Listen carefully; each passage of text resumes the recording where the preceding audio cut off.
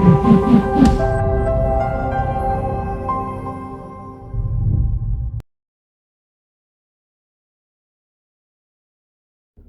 real estate nerds, this is Alex Yoder with Pro Tip Tuesday, my favorite day of the week.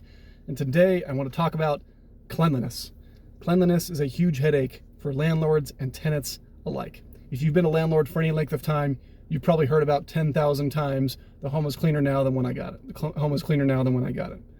Now, rarely is that actually true, but regardless, whether it is true or not, you want to have lease language and language in your disclosures set up so that you are positioned for success, so that you can curb this argument and just deal with it in a very clean, I guess, ABC way, 1, 2, 3 way.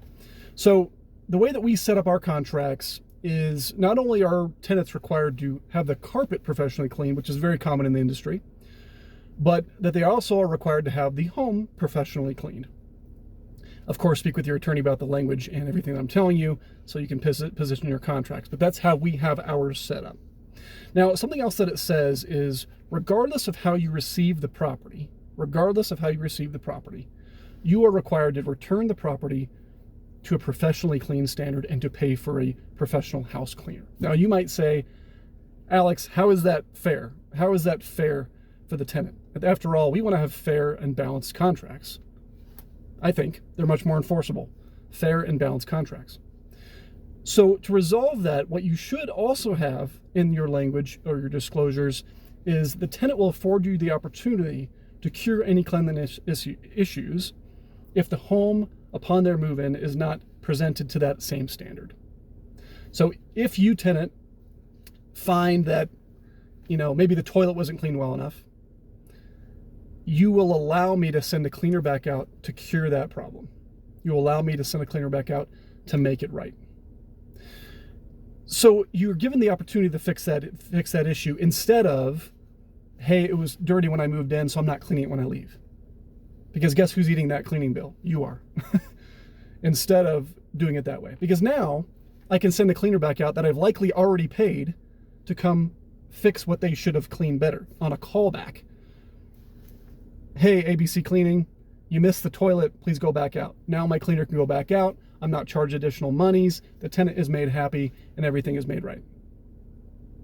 Now, there are going to be tenants who say, I'm not going to call you and give you the opportunity. And some people will just clean the house themselves, regardless of how it was received, because they don't like the idea that they haven't confirmed that it's perfect.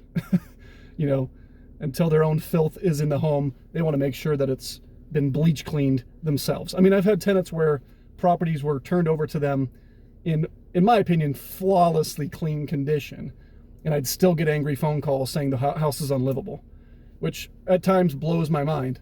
I don't understand it, but at the end of the day, hey, cleaner, go back out and make them happy. Go back out and make them right. There are some cases where, the cleaner is like, look, it was perfect, but I wiped a few things down just to make them happy. And a good cleaner that you use consistently will probably not bill you for that, but if they do, big deal. They charge you $50. It's better than having to pay for a $400 cleaning when the tenant vacates because you didn't have that language in your contract. So again, make sure you have good language in your contract that requires that they return it to a professionally clean standard and hire a professional cleaner and provide you a proof of that being clean when they vacate via their receipt, and that they afford you the opportunity to cure any cleanliness issues when they take occupancy if there are any problems. That's all for today. We'll see you next week.